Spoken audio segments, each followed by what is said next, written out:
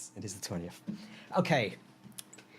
Friday, the 20th of October here on Calon FM. It's sadly, though, it's not, even though Friday is normally an exciting time because it means the end of the week, you have the weekend, you have 2 days off for those which do 9-to-5 jobs or weekday jobs. Sadly, it also means that it's our final day of David Subacchi here, who is our Artist of the Week, our poet, one of just a talented poet of the local area. And first of all, thanks very much for coming on. Okay, it's my to give a pleasure. little bit of who you are, what you are, as well as giving a couple of poems, which obviously, that's what you are. So, I mean, I'm going to go through things quickly. If people would like to find out more about you, Yes. Whereabouts, first of all, whereabouts online or Okay, well, you can find me on Google, on Twitter and on Facebook under David Subacchi. That's Subacchi. Or you can just search for me online under that name. And there's a lot of poetry that you can read and also performance videos that you can watch. Okay. Is there anywhere from about the 20th onwards where you'll be performing in the future? Well, I'll always be at Wrexham's Voice Box, which I think is the second Monday of every month. In It's the last one this year. It's going to be last one this year is the next one, isn't it? Yeah. You can find me at Chester Poets on the last Thursday of every month at 8:00 in the Boot Inn in Chester. Yep. And lots of other places too, but I don't have all the details with me. I mean, what are some of the places which you've performed at recently? I've performed at the various art galleries. I've performed at the Methodist Church in Wrexham. I've performed in Chester Cathedral.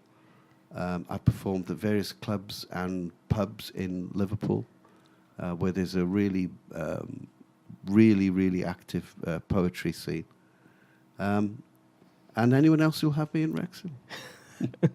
Okay, I mean, obviously, poetry is a huge part of your life. I mean, I would say this if you were an artist. I would say this if you were a musician.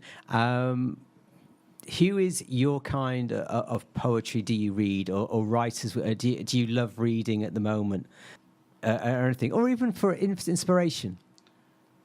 Yeah, I'm old-fashioned. I don't read a lot of modern poetry. I read the poetry of poets that I know locally and at events I go to, and we support each other. But I'm very traditional, and I will read the great poets, that Dylan Thomas, R.S. Thomas, Eliot, Yeats, all of those. They were the poets I first read at school, and I read them over and over again. Hmm. They're the greats, really, for me. Right. Although I can't write like them. So we talked about what's the plans for your future? Are there more books which are to be released, or is it just? Yep. I mean, what are the plans? Well, I have 4 collections in English already published, and I have one that came out this year in Welsh. It's my first collection of Welsh poetry called Eglwys and Cremona, a church in Cremona. Funny title for a Welsh collection, but yes. There it is. And I have a lot. I write a lot and submit a lot for publication on poetry websites all over the world. I get a lot published in America, which is tremendous fun. How does that feel? It's something I'm always extremely fascinated by. First of all, whereabouts you can put your media, your content out there, as well as also waiting for the feedback, which is my other absolute obsession with. Yeah, I mean, there are poetry where, because America is so big, it's the biggest English-speaking country in the world, there's more opportunity to get your work out there, and there are more poetry publications and websites to submit to. So that's great fun doing that.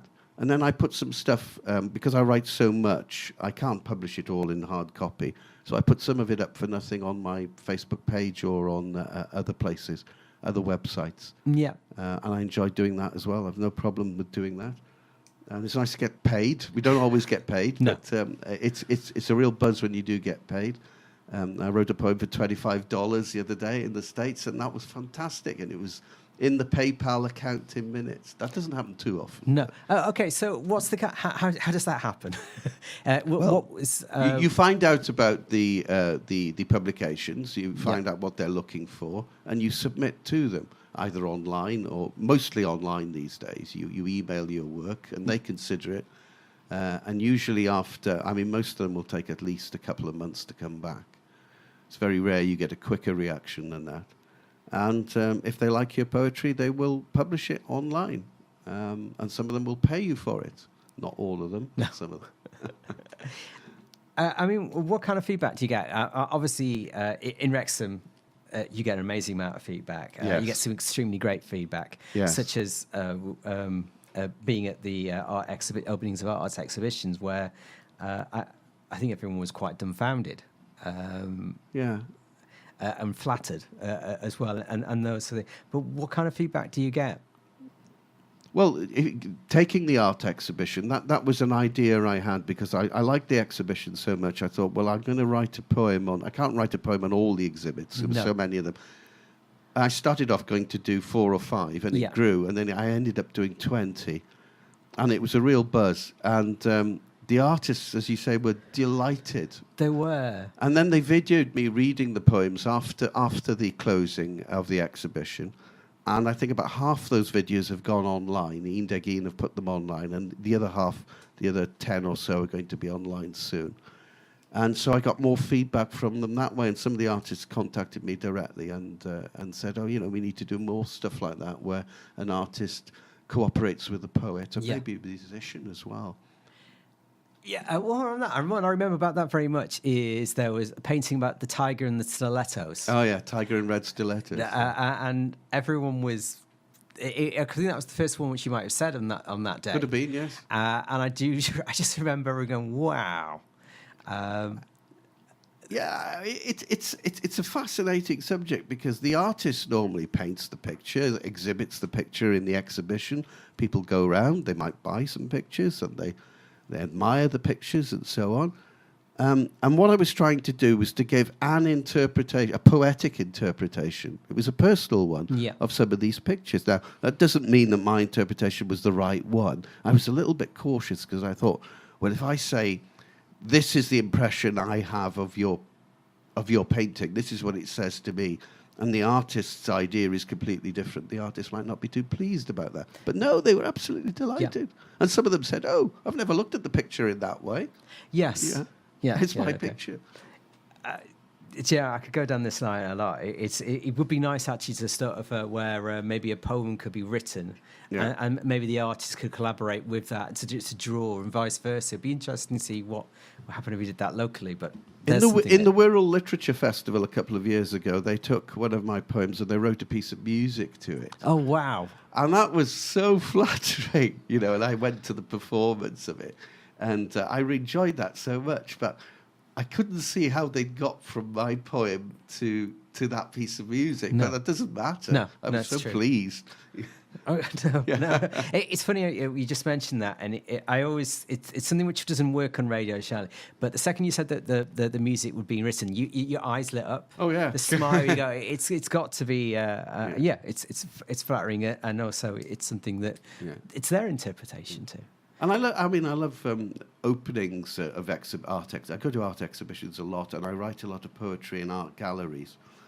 And one of the delights is that you can meet the artist, and you can actually say to the artist, "Hey, that's really good," because otherwise it's a lonely old business, isn't it? Yes, I could talk about this about forever. It's a case of it's the same sort of thing, I suppose.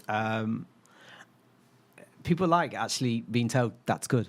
Yeah, and it encourages them to do more. It's exactly, if you go to an artist, and that's the reason why I've started to go. It's because there's a particular painting I like, and they go on, search out, find the person who is in the room, and say, I really like that. Which is also comes down to the same with your poetry. It's something which is good. I mean, tips, just quick tips. What would, if someone was really anything in the artistic part, this does not mean just writing poetry, writing prose, music. I suppose it's really always the same advice, which seems to be do it and do a lot of it. Do a lot of it. keep it simple. Avoid all these people who want to complicate things in art, in poetry, in literature. There are always people who want to make things 10 times more complicated than they need. Keep it simple. You can always get complicated later on if you want to. But don't listen to people's rules about what you must or mustn't do, what you can and can't say, what you have to paint. Just do it the way that you're comfortable with, and keep it simple. Okay, thanks very much, David. Okay. We've just got one poem, sadly just one poem to do, which is a favourite, one of my favourites of yours, which is about this town, Yes, Wrexham. And yes. please feel free to start off. I'll explain a bit more about what's it to do with. It's a poem. The poem is called Our Town, and it is about Wrexham, and it is the first poem I wrote that I ever performed in public, in Chester. and you know, I went. It was National Poetry Day some years ago, and I thought, well, I'm going to go along, and here I am coming from Wrexham into Chester for National Poetry Day. I've got one poem I can read to the audience. And I thought, I want to make a mark. I want to say something about Wrexham. And I wrote this, and it's called Our Town. Fair dues, and they were very appreciative. They didn't boo me off or anything. Our town. Our town, built on bloody coal and bumbling steel, scarred by slag heap and pithead wheel.